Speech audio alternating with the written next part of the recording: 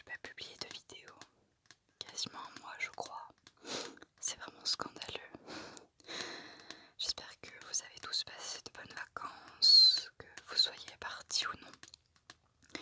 Parfois ça fait du bien de juste rester chez soi et de rien faire. Et donc aujourd'hui, après plusieurs vidéos sans lecture, j'ai décidé de revenir aux bases avec la lecture d'un livre que vous connaissez très certainement puisque c'est un grand classique. C'est Eragon de Christopher Paolini. Donc pour ceux qui connaissent pas le livre, c'est l'histoire d'un jeune garçon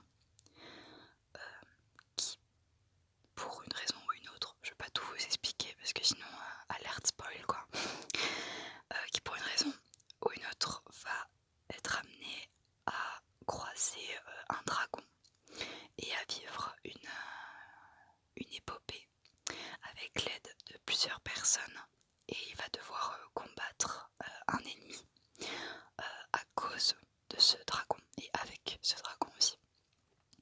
Et donc c'est un livre que j'ai reçu il n'y a pas très longtemps et je suis vraiment contente de l'avoir lu parce que j'ai vu le film, parce qu'il existe aussi en film, mais par contre le film, enfin personnellement je trouve que c'est de la merde. Franchement, sur le coup, avant de lire le livre, j'ai trouvé qu'il était vraiment très bien. Et finalement, après lecture du livre, je me rends compte qu'ils ont oublié énormément de détails, etc. C'est vraiment super dommage. Et je trouve que, au final, le film est vraiment très mal réalisé. Voilà. Donc je suis vraiment dégoûtée. Mais du coup, si ce livre vous intéresse, je vous le conseille vivement parce qu'il est vraiment génial. Alors après, il faut aimer le fantastique évidemment, hein, parce que sinon ça va pas vous intéresser. Mais il est vraiment génial et c'est pour ça que j'ai décidé de vous en faire la lecture aujourd'hui. Donc contrairement aux autres lectures que j'ai faites, où en général j'ouvrais le livre et je commençais à lire, là j'ai sélectionné un chapitre qui est, je trouve, un chapitre clé dans toute l'histoire. Et donc ça va être un petit peu après le début, donc vous n'aurez pas forcément de contexte sur ce qui vient de se passer après, mais je trouve que c'est intéressant aussi. Donc vous me direz si vous aimez ce genre de format, ok. Alors, le chapitre s'intitule Histoire de dragon. On va commencer la lecture. À l'aube, les rayons du soleil traversèrent la fenêtre, réchauffant le visage d'Eragon. Le garçon se frotta les yeux et s'assit au bord de son lit. Les lattes du parquet en pin étaient froides sous ses pieds. Il s'étira, se gratta le dos et bâilla. À côté du lit se dressaient des étagères couvertes d'objets qu'il avait ramassés çà et là. Des branches aux formes tordues, des fragments curieux de coquillages, des pierres qui s'étaient brisées, révélant des entrailles brillantes, des bouquets d'herbes sèches. Le reste de la pièce était vide, à l'exception d'un petit meuble et d'une table de nuit. Eragon chaussa ses bottes et fixa le sol, perdu dans ses pensées. Ce jour-ci n'était pas un jour comme les autres.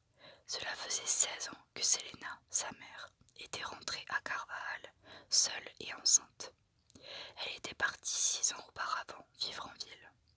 À son retour, elle portait des vêtements luxueux et ses cheveux étaient retenus par un filet de perles.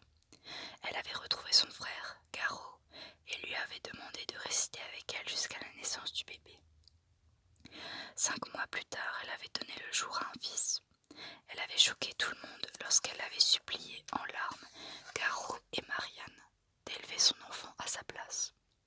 Quand ils avaient voulu savoir pourquoi, ses sanglots avaient redoublé. Il le faut, avait-elle fini par lâcher. Elle avait tant prié, tant insisté qu'ils avaient cédé.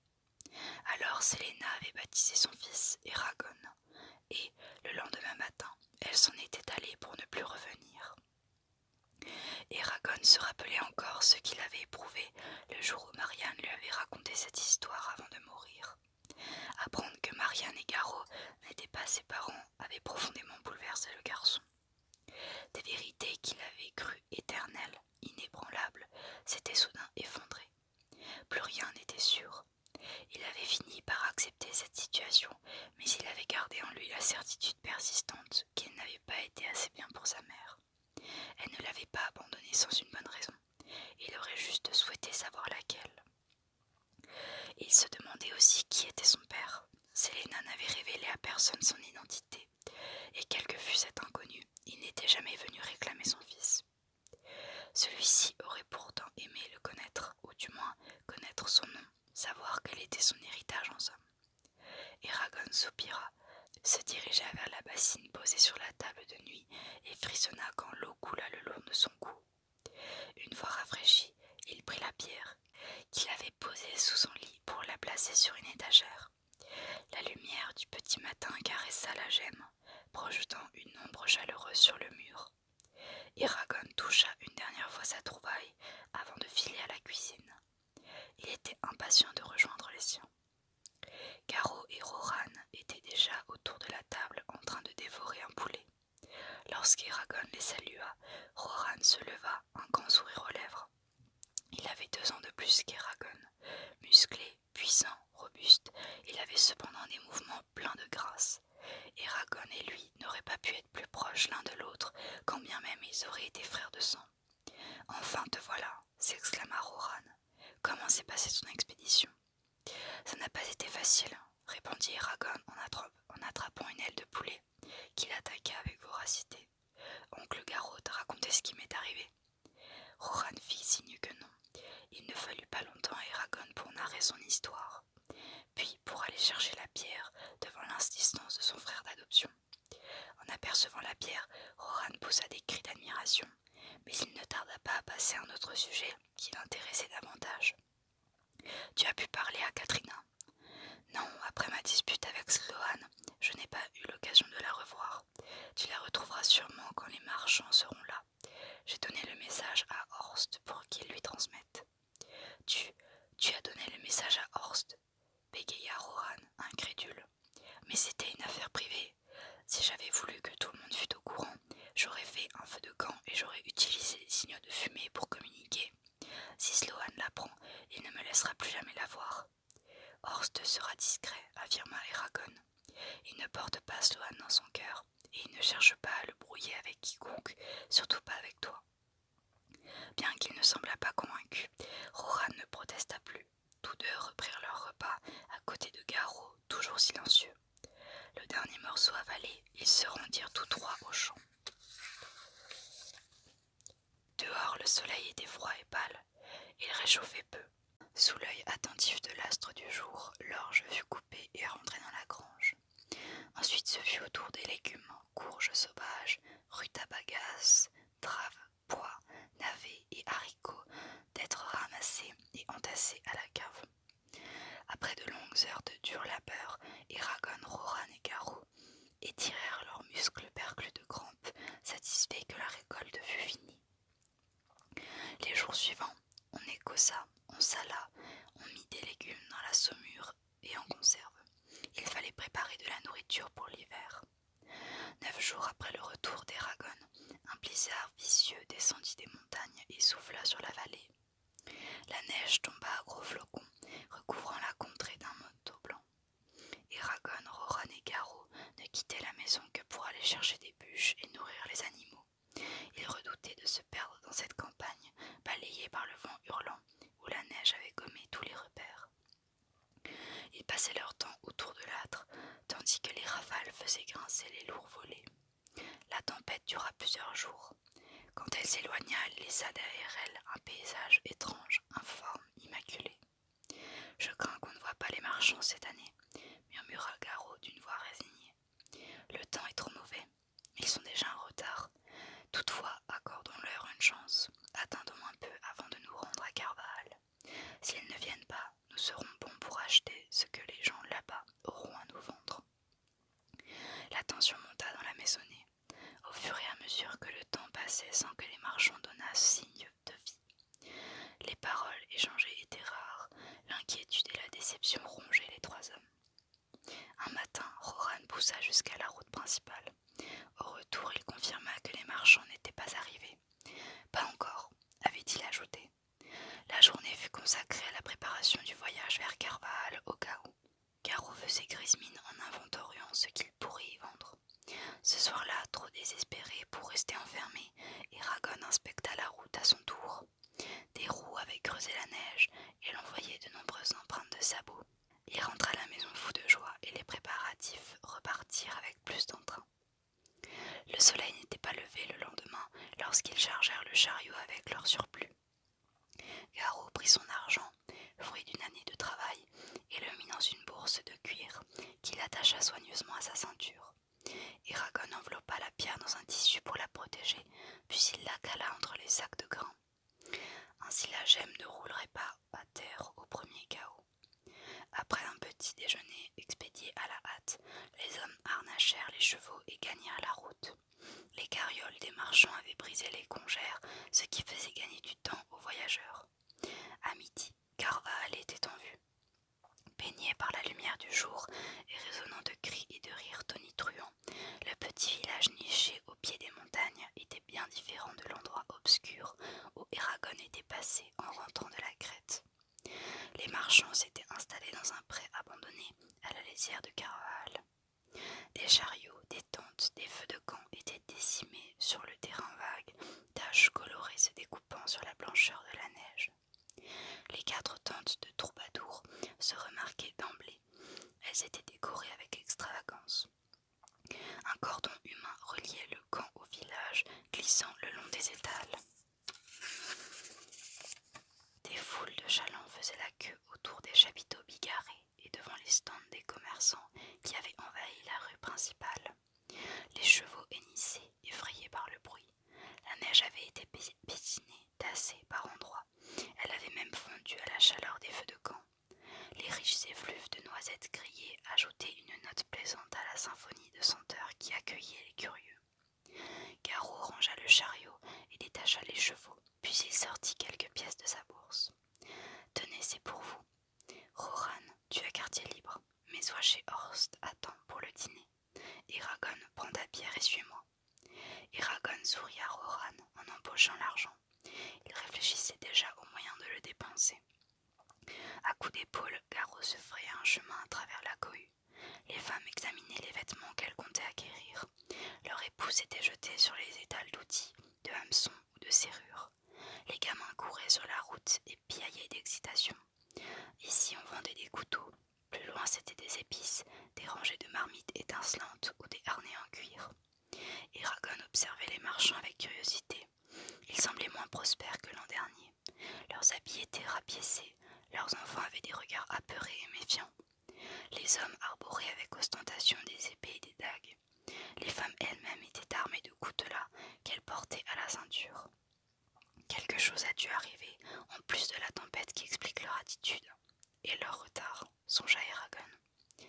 Il avait gardé d'eux des souvenirs pleins de rire et de bonne humeur. Cette année, on aurait cherché en vain chez les marchands des traces de jovialité. Garrot descendit la rue à la recherche de Merloc, un marchand spécialisé dans la vente de bijoux précieux ou de fantaisie. Il le repéra dans une baraque où les commerçants présentaient des broches à un groupe de femmes. Des exclamations admiratives accueillaient chaque nouvelle pièce qu'il exhibait. Merloc semblait s'épanouir et grandir sous l'effet des compliments qui pleuvaient sur ses articles. Un bouc au menton, il affichait une assurance tranquille qui confinait au mépris. Les clientes excitées empêchaient Garrot et Eragon d'approcher. Ils se résolurent donc à s'asseoir et à attendre. Dès que Merloc fut libre, ils sautèrent dessus. « Et que puis-je pour ces messieurs ?» lança le bateleur. « Non, ne me dites rien. Je sens que ce sont les amulettes qui vous intéressent. Ou peut-être un présent de valeur pour vos dames, n'est-ce pas? Tenez, regardez-moi ça. » D'un habile mouvement du poignet, il dégaina une rose en argent, délicatement ciselée par un excellent artisan. Le métal poli suscita l'intérêt d'Eragon, qui admira le bijou avec attention, ce qui n'échappa pas au marchand. « Je n'en demande que 3 couronnes, claironna-t-il, et pourtant c'est une pièce qui provient des célèbres ateliers de Bellatona. »« Nous ne venons pas pour acheter mais pour vendre, » répondit Garrot d'une voix douce. Aussitôt Merloc escamota la rose et fixa ses visiteurs. « Je vois. Peut-être si votre objet a de la valeur, souhaitez-vous le troquer contre l'un ou l'autre de mes fabuleux bijoux. » Eragon et son oncle se dandinaient d'un pied sur l'autre, mal à l'aise. « Vous m'avez apporté la pièce en question » demanda Merloc. « Oui, fit Garrot d'un ton ferme.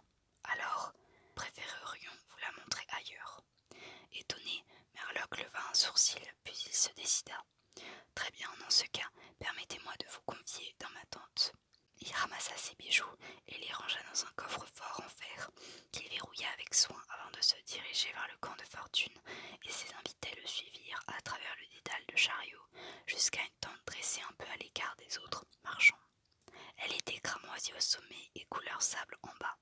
Des triangles bigarrés alternaient sur ses flancs. Merlock souleva la porte en tissu et la maintint sur un côté pour laisser passer ses visiteurs. De petits objets métalliques et un mobilier étrange parmi lesquels un lit rond et 3 sièges sculptés dans des souches d'arbres remplissaient l'intérieur. Sur un coussin blanc était posée une dague courbe au pommeau serti d'un rubis.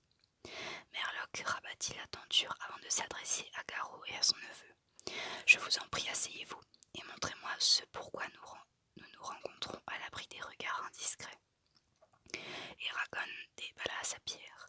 Les yeux de Merlock s'éclairèrent d'un coup. L'homme tendit la main vers la gemme, suspendit son geste et demanda « Je peux ?» Garrot opina. Le marchand prit l'objet, le mit sur ses genoux, ouvrit une petite boîte qui révéla une balance en cuivre, pesa la pierre, examina sa surface avec une loupe de joaillier, la tapota avec un maillet de bois, passa la pointe d'un diamant minuscule sur la gemme, mesura la longueur et le diamètre du minéral, inscrivit le résultat de l'opération sur une ardoise, l'étudia, réfléchit et secoua la tête. « Vous savez combien vaut votre pierre ?» « Non, reconnut Garrot gêné. Un muscle de sa joue tressaillit. Merlock grimaça. « Malheureusement, moi non plus. Tout ce que je peux affirmer, c'est que les veines blanches sont de la même matière que les veines bleues qui les entrelacent. Seule la couleur change. Cela dit, quelle est cette matière? Je n'en ai pas la moindre idée. Cette roche est plus dure que toutes les pierres que j'ai jamais vues, plus dure même que le diamant. Celui qui l'a taillée s'est servi d'outils que je ne connais pas, ou peut-être de la magie. Et il y a une dernière curiosité, cette pierre est creuse. »« Pardon, » s'exclama Garrot. « Vous avez déjà entendu une pierre faire ce bruit ?» lança Merlock un peu agacé. Il attrapa sa dague sur le coussin et la frappa du plat de la lame. Une note d'une incroyable pureté retentit, puis s'évanouit lentement. Eragon était inquiet. La dague n'avait-elle pas abîmé la surface? Merlock leur montra la gemme. « Vous ne trouverez aucun éclat, aucune écorchure à l'endroit où ma dague a frappé. Même si je voulais, je pense que je serais incapable d'y pratiquer une entaille. Mais avis que je briserai en vain mes marteaux dessus. » Garrot croisa les bras, méfiant, réfugié derrière un mur de silence. Eragon était stupéfait. Il savait que la pierre était apparue sur la crête par magie. Il ignorait qu'elle fût elle-même magique. Qui avait pu fabriquer une gemme magique? Et dans quel but? « Vous n'avez aucune idée de ce que ça vaut, insista-t-il. « Non, aucune, reconnut Merlock, chagriné. Certaines personnes seraient sans doute prêtes à la payer fort cher, mais elles ne sont pas à Carval. Il vous faudrait aller dans la ville du Sud pour trouver un acquéreur. Votre pierre a de la valeur en tant que curiosité. Ce n'est pas quelque chose qu'on est susceptible d'acheter quand on doit d'abord penser à satisfaire des besoins immédiats. » Garrot fixa le sommet de la tente comme un joueur estimant ses chances de réussite au moment de tenter un gros coup. « Allez-vous nous l'acheter ?» finit-il par dire. Le commerçant n'hésita pas un instant. « Non, elle ne vaut pas le risque. Il n'est pas exclu que je rencontre un acheteur fortuné durant mes voyages de printemps, mais je ne peux pas en être sûr. Et en supposant que je fasse affaire, je ne vous paierai pas avant de revenir ici l'an prochain. » L'homme eut un geste d'impuissance. « Non, décidément. Vous allez devoir vous adresser à quelqu'un d'autre. Cependant, je suis curieux. Pourquoi avez-vous insisté pour me parler en privé ?» Eragon reprit la pierre avant de répondre. « Parce que cette pierre, je l'ai trouvée sur la crête, et les gens d'ici n'aiment pas ce qui vient de là-haut. » Merlock n'explosa pas de colère comme Sloan. Néanmoins, il accusa le coup lui aussi. « Vous savez pourquoi nous autres marchands sommes en retard cette année ?» demanda-t-il. « Le mauvais temps, peut-être. La malchance, en fait. Le chaos règne sur la Lagésia. Nous n'avons pu éviter ni les maladies, ni les agressions, ni la malédiction la plus noire. Les attaques des Varden se sont multipliées, ce qui a obligé Galbatorix à exiger des cités qu'elles envoient plus de soldats pour protéger les frontières.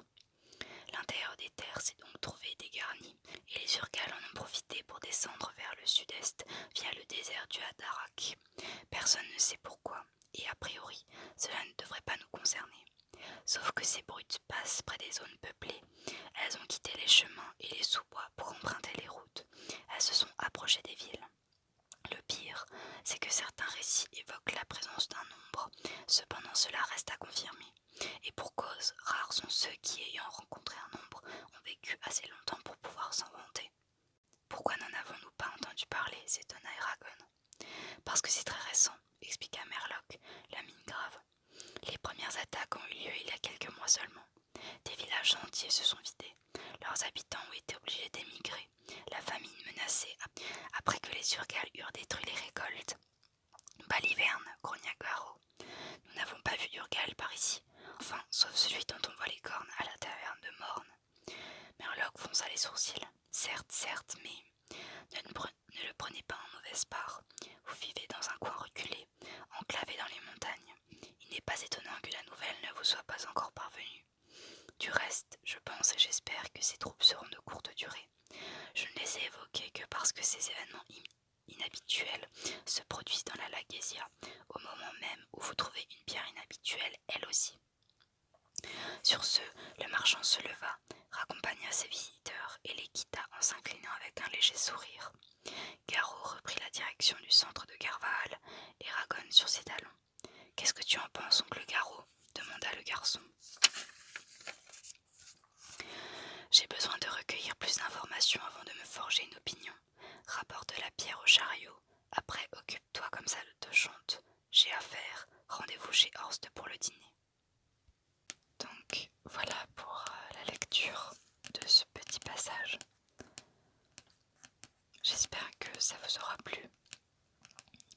Si ça vous a plu, n'hésitez pas à me le faire savoir en commentaire. Peut-être que je ferai aussi une petite série sur la lecture d'Eragon. Donc comme vous avez pu le constater, il y a un gros mystère autour de cette pierre. On ne sait pas exactement ce que c'est, et puis cette coïncidence qu'il y a avec l'arrivée des Varden qui combattent de plus en plus, et les Urgals qui se rapprochent des villes, et maintenant cette pierre qui apparaît